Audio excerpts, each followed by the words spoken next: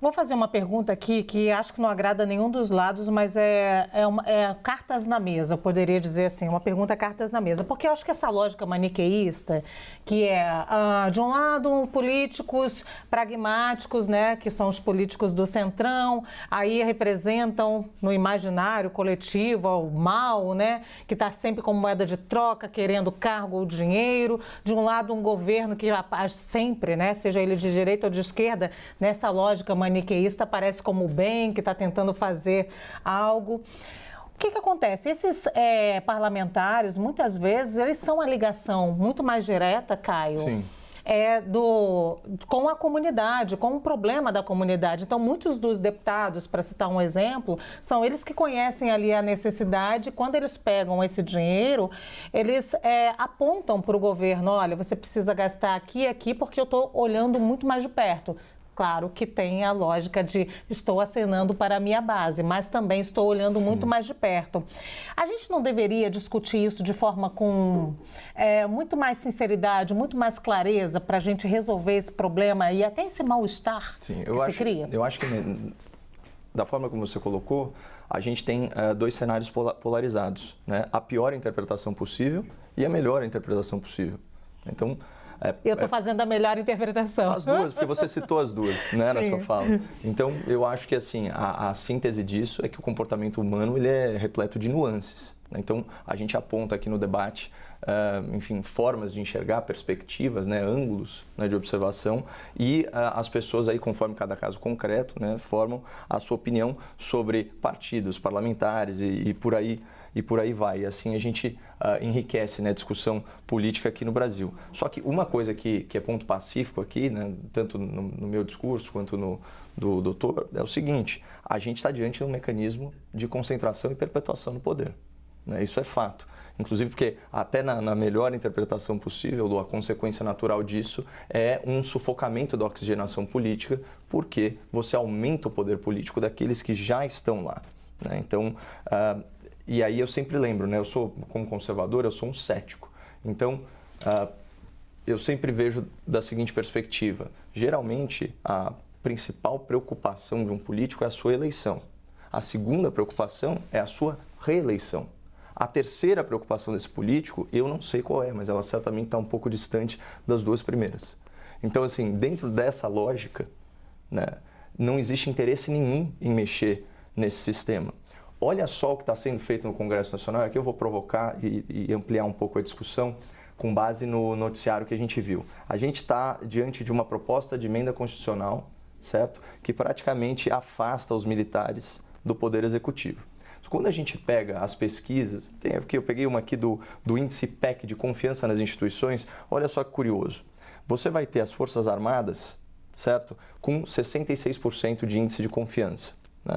Quando a gente vai para os partidos políticos, essa confiança cai para 34%. Quando a gente fala no Congresso, ela cai para 40%. E o que a gente verificou? Por exemplo, por meio da lei das estatais, que quando você reduz interferência política em cargos de natureza executiva ou empresarial, você não apenas reduz os escândalos de corrupção, como você melhora o resultado. Bom, ficou muito claro. Em 2015, auge do presidencialismo de coalizão ou de cooptação, governo Dilma Rousseff, estatais federais, 32 bilhões de reais de prejuízo. A gente salta para 2021, 187 bilhões de lucro. 2022, 179 bilhões de lucro. Então, o que na verdade, se esse debate fosse levado à sociedade, eles iam perguntar assim: quem você prefere ocupando cargos, certo, que lidam com orçamento público? Os legisladores, que deveriam principalmente fazer leis e fiscalizar o orçamento, ou os militares? Mas não tenha dúvida, a confiança das instituições na sociedade está nas Forças Armadas, está nessas pessoas. Então perceba ainda que o Congresso vai na contramão e não é uma tentativa de neutralidade das Forças Armadas, não é isso. Eles querem mais oportunidade de cargo, porque são milhares de Mas militares. você não acha que é uma questão de perspectiva? Por exemplo, essa mesma pesquisa que você acabou de citar caiu drasticamente o índice de confiança entre eleitores do presidente Jair Bolsonaro, né, as Forças Armadas, e a perspectiva e a leitura que se faz é justamente porque o que eles desejavam dos militares... Sim, caiu 10%. 10 pontos. Isso é uma outra pesquisa. Esse daqui é um índice anual, a outra pesquisa da Quest, que mostrou semana passada. Exatamente, que mostrou, recentíssima, né? Essa aqui não é tão atualizada, ela está publicada pelo Globo, eu achei muito interessante, até só a título de curiosidade, a instituição que os brasileiros mais confiam é o Corpo de Bombeiros, né, 87%, seguido da Polícia Federal e das igrejas, com 70%. Nós aqui, doutor, né, nós nos meios de comunicação estamos com 56%, mas à frente do Judiciário, que está com 53%, a Presidência da República com 50%, e na lanterna, o Congresso e os partidos políticos. Então, na verdade, se a gente for atender ao clamor social, o que esses números traduzem? Né? Um desconforto da população com essas lideranças parlamentares, e talvez fosse o caso dos congressistas voltarem para sua casinha, porque já é uma atividade muito necessária você fiscalizar, você compor o orçamento, né? E você criar leis. Agora, além de tudo, eles se tornam pequenos ministros. Né? Para efeito de comparação, se você pegar o orçamento do Ministério da Infraestrutura hoje no Brasil, ele não é nem metade do valor destinado a emendas parlamentares individuais, que saltaram para mais de 20 bilhões. Então, quando você divide isso pelo número de parlamentares e pelos anos da legislatura, você vê verbas milionárias na mão desses parlamentares, e isso, obviamente, facilita a questão da reeleição, como eu já coloquei, é sempre uma prioridade. Vai parecer aquela propaganda de biscoito, vou passar para o Alessandro, que eu já conversei demais com você, mas parece aquela propaganda de biscoito, né? Se ele vende mais porque é fresquinho porque vende mais.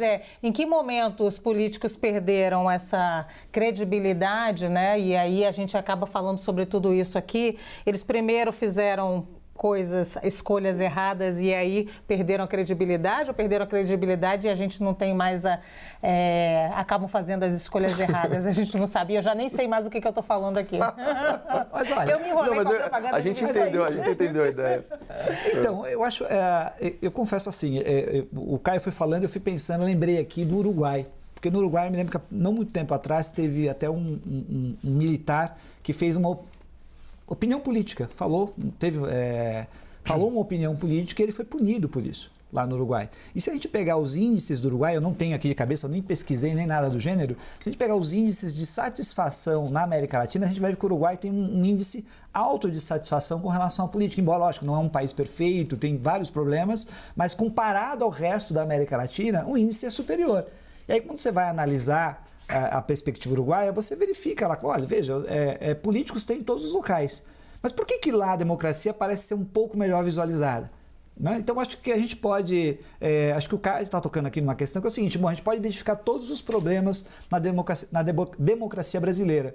Mas a questão é, qual é o sistema que nós queremos e que reforma nós vamos fazer? E aí eu retomo a primeira pergunta da Lu, que foi a questão dos vereadores. Né? Que vereadores têm uma noção da política local, e tem mesmo. Né? Se a gente pega isso, não é de hoje. É de há muito tempo, faz tempo, aliás, que eu não indico nenhum livro aqui, né, Lu? Não sei se o pessoal tem indicado livros. Não tem. Mas vou indicar um livro aqui, chama Coronelismo, Enxada e Voto, de um ex-ministro do Supremo Tribunal Federal chamado Victor Nunes Leal. Eu indico a leitura, pelo menos o primeiro capítulo desse livro e a conclusão, para quem não tiver muito gosto de ler muitos dados burocráticos sobre municípios, mas lá ele coloca basicamente dessa forma, ou seja, é óbvio que o cara que está no município, que está lá na localidade, esse sujeito, ele sabe a necessidade local, de uma estrada, de um asfalto, de uma saúde pública, e esse cara tenta fazer a representação. Esse cara não está lá para oprimir a população nem nada do gênero. Isso não significa que não tem abusos. Ele vai falar, olha, cuidado, tem representação democrática e, ao mesmo tempo, tem abusos. Então, ele vai falar que até, olha, nos municípios, pelo menos no século passado, a regra era, né, para os amigos tudo, para os inimigos a lei, que era um lema tipicamente municipal. Sim. Isso não significa que o cara estava ignorando as políticas locais. Sim. É por isso que ele encontra representação. É por isso que o pessoal da localidade defende aquele político.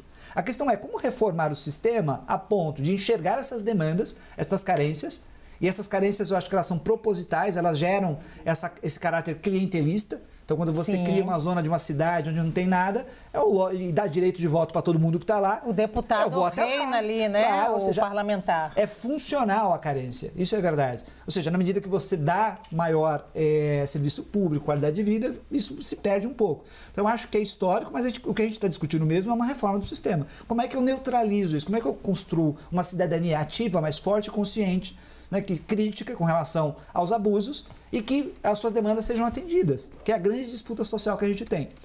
Quanto aos militares na política, etc., aí a gente volta, né, para a transição democrática brasileira. A gente tem um problema na transição, que é os militares saem do poder no final da década de 80 e eles saem num momento onde tinha ainda um certo reflexo, tinha um reflexo do crescimento econômico. Se a gente pegar pessoas mais velhas e conversar com elas sobre a ditadura, até que era melhor na época. O que era melhor na época da ditadura? Os resultados econômicos, que no fundo, não deixavam de ser resultados econômicos da década de 50, do intervencionismo estatal da década de 50, que os militares só aceleraram, vamos dizer assim, em parte, e conseguiram, de alguma forma, obter ganhos até o final. E aí essas pessoas têm uma visão positiva com relação à ditadura, os militares saem da política democrática, porque eles só conseguiam, na verdade, governar quando não havia processo democrático, e a democracia é isso, é conflito, é crise o tempo inteiro. Quando os militares agora tentam voltar, eles têm que entrar no mesmo bojo, na mesma festa. Qual é a festa? A festa da democracia, onde terá problemas, terá corrupção, terá joias, terá de tudo um pouco. Então, logicamente, eles também terão que ser maculados e atacados do ponto de vista político. Daí eu acho que um pouco, em parte, o resultado, né, o decréscimo, vamos dizer assim, da avaliação positiva dos militares, mas ainda assim uma instituição que guarda essa respeitabilidade porque recuou, né, foi para o quartel em 88, esperando o melhor momento para reaparecer e reapareceu agora.